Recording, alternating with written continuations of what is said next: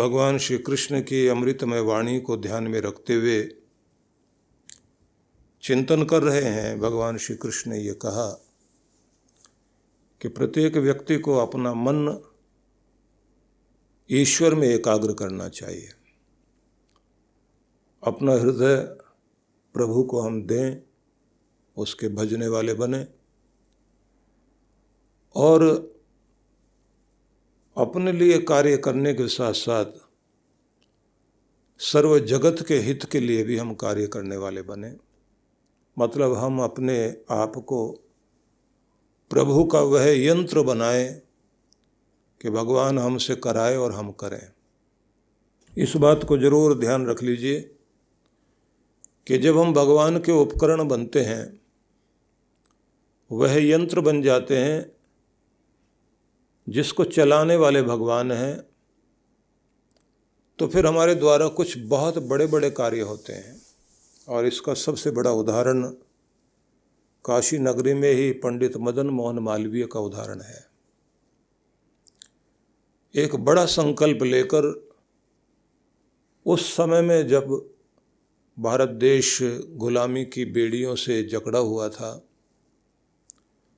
और विदेशी शिक्षा का प्रभाव फैल रहा था, हमारी संस्कृति और हमारे संस्कार छीने जा रहे थे, ऐसे में पंडित मदन मोहन मालवीय ने शिक्षा के स्तर को ऊंचा करने के साथ साथ संस्कार भी युवाओं में आए और वे बाहर न जाकर के अपने देश में ही पढ़ें और अपने देश की शक्ति बने। तो एक विश्वविद्यालय स्थापित करने की योजना उनके मन में आई और आप समझिए कि इतना बड़ा कार्य करने का मन में संकल्प और पैसे उतने इकट्ठा करना अपने आप में मुश्किल। स्वयं बहुत योग्य नहीं, योग्यतम होते हुए भी उन्होंने अपनी पूरी शक्ति उस कार्य को पूरा करने के लिए लगाई, क्योंकि शिक्षा में या अपनी वकालत में या अन्य कार्यों में वो लगते। उन्होंने उद्देश्य बना लिया कि मैं इतना बड़ा कार्य अपने हाथ में ले रहा हूँ, जन सहयोग के द्वारा ये पूरा होगा। अब आप सोचिए कि बड़ा लक्ष्य, बड़ी भावना, बड़ा जज्बा और फिर एक ऐसी लगन कि वो लगन की अगन उनकी कम नहीं हुई। अपमानित करने वाले लोग मिले, टोकने वाले लोग मिले, रोकने वाले लोग मिले, और फिर एक साधारण व्यक्ति से लेकर और बड़े बड़े राजा महाराजा सेठ सभी तक वो पहुँचे, जिसका परिणाम ये हुआ कि उन्होंने उस समय जो काशी हिंदू विश्वविद्यालय की स्थापना की, वो अपने आप में एक इतिहास है। निकल रहे थे तो उन दिनों छुआछूत बहुत थी, सभी से वो सहयोग मांग रहे थे। तो एक सफाई कर्मी महिला ने उनसे कहा कि मेरे पास भी कुछ देने के लिए है। इन्होंने अपनी झोली फैलाई आगे। उस महिला ने 2 आने, उस समय के वो भी अपने आप में एक महत्व रखते थे, वो दिए और इन्होंने अपनी झोली में लेकर उसे माथे से लगाया। उस समय लोग कहते थे कि छुआछूत इतनी थी कि जातिवादी भावनाएं बहुत ज़्यादा थी, ये छोटी जात के, ये बड़ी जात के, छाया भी नहीं पड़नी चाहिए। वो 2 आने लेने के बाद में उन्होंने ये कहा कि जब एक सफाई कर्मी महिला भी अपना योगदान देने के लिए तैयार हो गई, तो निश्चित रूप से ये लक्ष्य पूरा होगा। बिरला जी के यहाँ भी वो मांगने के लिए गए और निजाम हैदराबाद के यहाँ भी गए। मान अपमान, एक जगह मान मिला, एक जगह अपमान भी मिला। अलग अलग तरह की कहानियाँ हैं जो इस समय कहना उचित नहीं होगा, केवल इतना ही बताना चाहता हूँ कि एक व्यक्ति बड़ा लक्ष्य लेकर चलता है तो शक्ति भगवान बनते हैं। अब जिस विश्वविद्यालय में एक जगह से दूसरी जगह पहुंचने के लिए लोग बस तक का इस्तेमाल करते हों, आप समझिए कितनी बड़ी भूमि में कितना बड़ा एक विश्वविद्यालय स्थापित हुआ और एक व्यक्ति के द्वारा हुआ। अब यहाँ देखने वाली बात है कि वे लोग, ऐसे लोग, जो एक महिला ने जो घास काट करके बेचने वाली महिला थी, उसने भी अपनी तरफ से 1 रुपया इकट्ठा किया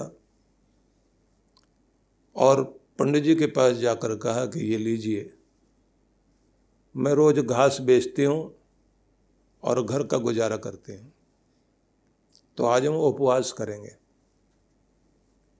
क्योंकि हमारे लिए ये विश्वविद्यालय बनना, ये आपका जो कार्य है, ये बड़ा महत्वपूर्ण है। उसको लेकर के वो आए और बोले ये इतिहास बन रहा है, शिक्षा का ये बीज बोया जा रहा है जिसमें जन जन की भागीदारी देखने को मिल रही है। और ऐसी माएँ जो अपने बच्चों का भविष्य देख रही हों इस बात के लिए कि हम उपवास कर लेंगे, लेकिन इतना बड़ा कार्य पंडित जी ने हाथ में लिया, पूरा होना चाहिए। तो आप सोचिए कि जहाँ ये दिया गया तो वहाँ लाखों रुपए बिरला जी ने दिए, और बाद में निजाम की तरफ से भी जिस तरह से वो घटना घटी वो भी विचित्र घटना है। पंडित जी अपने आप में बड़ा लक्ष्य लेकर चल रहे हैं, लेकिन श्रद्धा भावना कैसी है। स्वामी रामतीर्थ प्रयाग में आए हुए थे, पंडित मदन मोहन मालवीय दर्शन करने के लिए गए। पता लगा कि वे गंगा जी के अंदर, जहाँ बीच में एक टापू सा बना हुआ था, वहाँ बैठकर अपनी साधना कर रहे हैं। शाम के समय का संध्या वंदन उनका चल रहा था।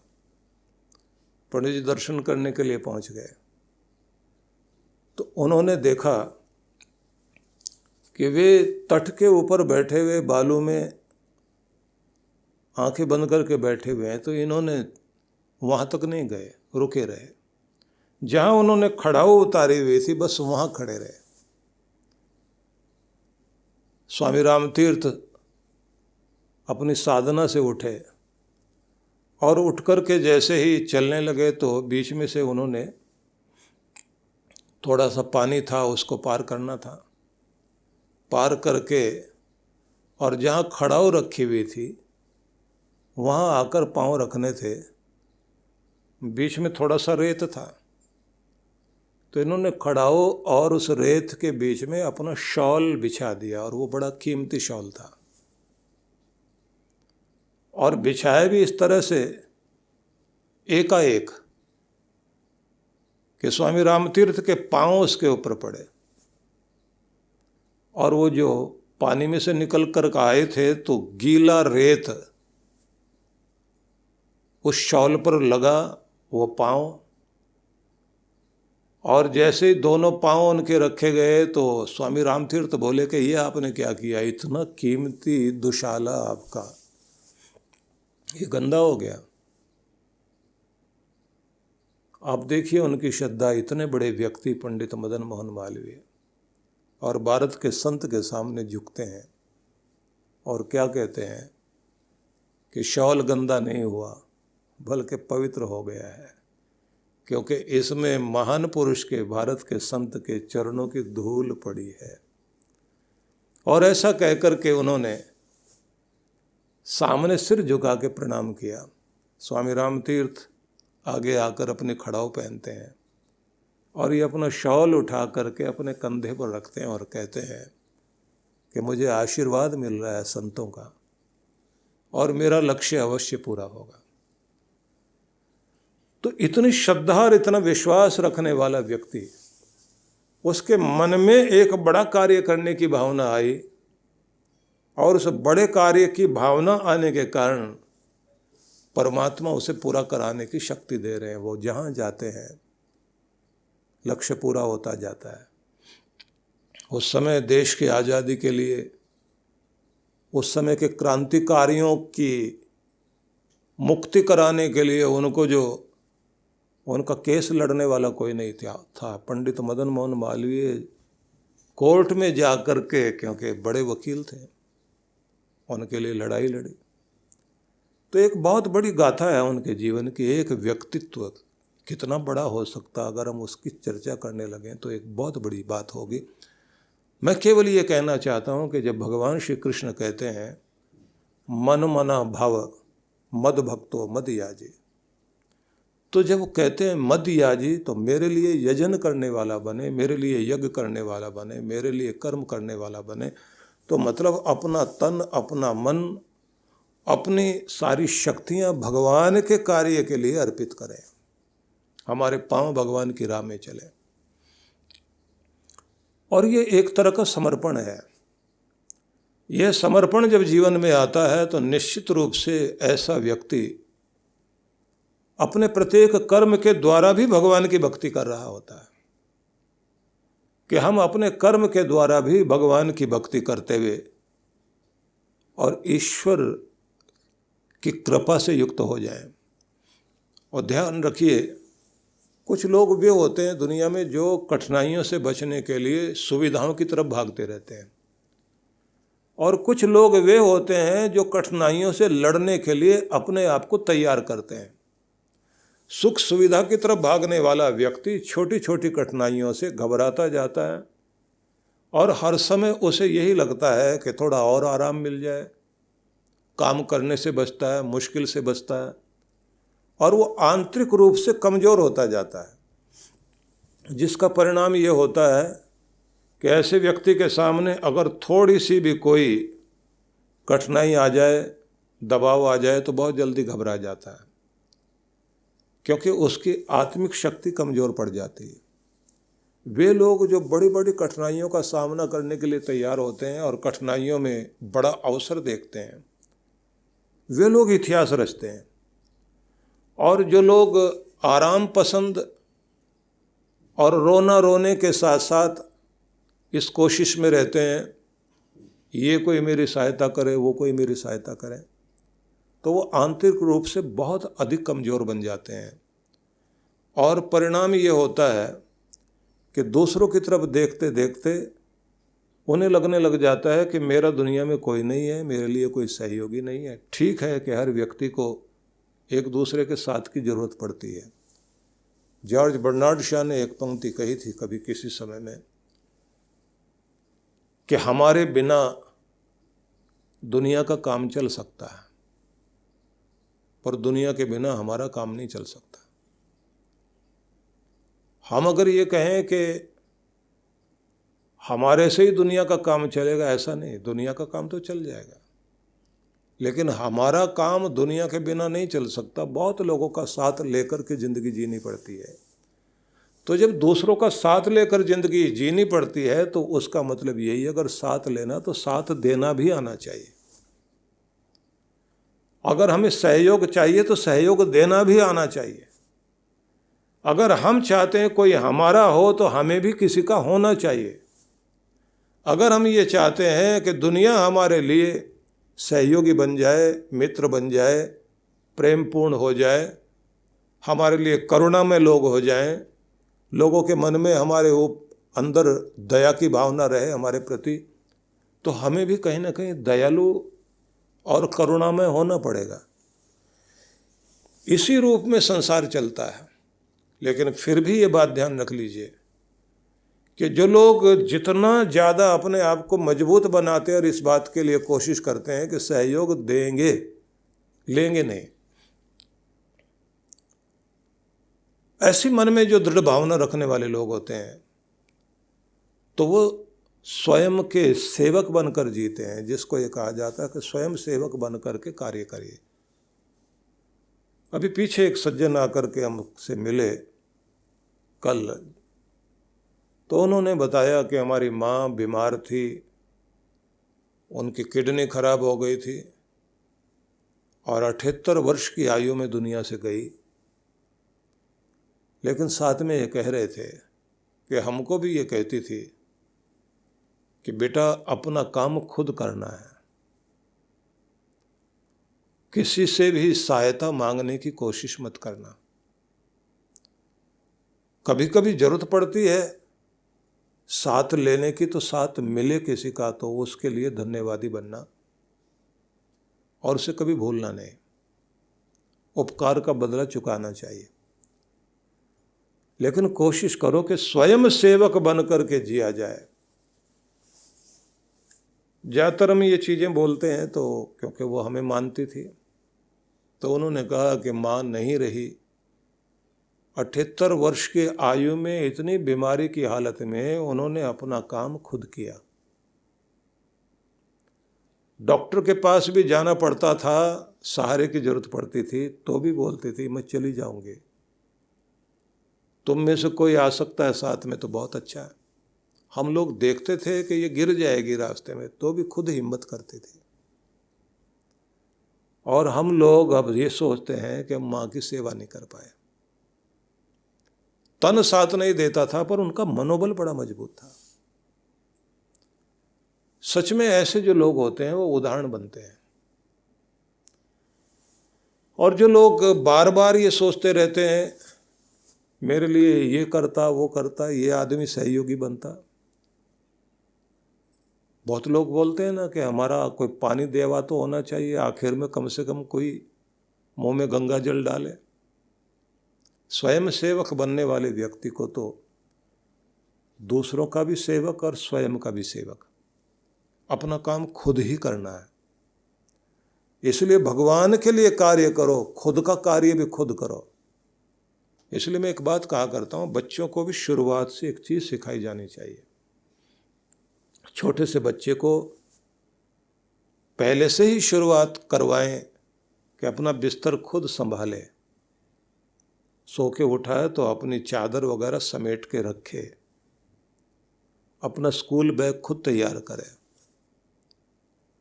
सुबह का नाश्ता करने के लिए बैठ रहे हैं तो उसे कहो कि अपनी प्लेट लगा के आए और बैठकर जहाँ नाश्ता करना है टेबल पर कुर्सी पर बैठे जाके, तो धन्यवाद देते हुए भगवान को भोजन करें।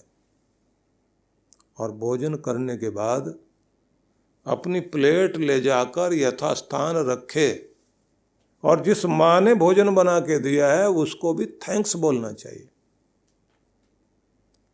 अगर ये सब हम करने के लिए या बच्चे को तैयार करते हैं तो एक मैनर्स, उसको वो शिष्टाचार देते हैं, जिससे बड़ा हो करके उसके अंदर वो संस्कार और संवेदनशीलता जो हम लोग समाज में देखना चाहते हैं तो बच्चे के अंदर दिखाई देती है। उसके द्वारा कोई भी काम करते हैं तो खुद आगे नहीं आइए, बच्चे को आगे रखिए। कोई चीज़ खरीदनी है तो बच्चे से कहो कि तुम सामने आओ, ये वाली चीज़ यहाँ से ऐसे ऐसे लेनी है, पैसे अपने आप चुकाओ, हिसाब लगाओ, इतने रुपए देने हैं, इतने की चीज़ है, इतने नोट है, कितने बचेंगे, कितने तुमने लेने हैं। मतलब लीडरशिप क्वालिटी उत्पन्न करने के लिए, नेतृत्व शक्ति उत्पन्न करने के लिए उसे आगे रखा जाए। सब काम बच्चों के करके देते हैं तो वो दूसरों पर डिपेंड करते हैं। एक देश फिनलैंड दुनिया में खुशहाली के रूप में नंबर 1 पर है। पिछली बार वो दूसरे नंबर पर था। तो वहाँ एक बात देखने में मिलती है कि वहाँ का बच्चा जमीन पर चलते चलते गिर जाए तो जैसे हमारे यहाँ की माँ एकदम जो है बच्चे से कहेगी कि चींटी मर गई है तो थप्पड़ मारेगी जमीन पर 2 बार, चुप हो जाओ, रो नहीं, उठ जाओ, जमीन की गलती से तो गिरा, चींटी की गलती से गिर गया। मतलब कोई बहाना रख देगी कि किसी की वजह से तुम जो गिर गए हो। वहाँ की माँ कुछ अलग करती है। यहाँ की माँ जाकर के तुरंत पकड़ के उठाएगी, वहाँ की माँ नहीं उठाती। वो सामने खड़ी हो जाएगी और दोनों हाथ आगे करेगी, उठ के आओ, माँ के पास आओ, चल के आओ, इधर आओ, और वो अपनी बाहें फैलाकर उसे अपनी तरफ बुलाती है कि उठो और मेरे पास आओ। जिसका मतलब ये है कि जिंदगी में न जाने कहाँ कहाँ गिरोगे और कैसे कैसे चोट खाओगे। खुद उठना सीखो।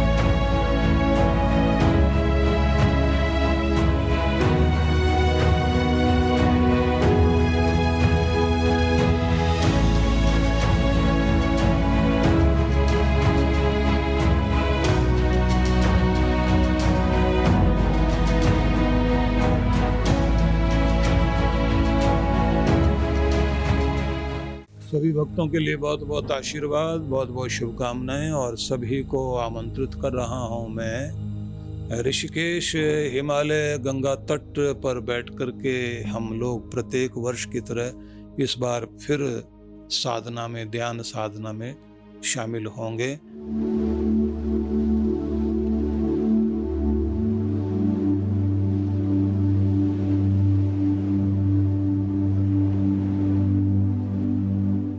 यह कार्यक्रम रहेगा 17 नवंबर से 20 नवंबर 2022।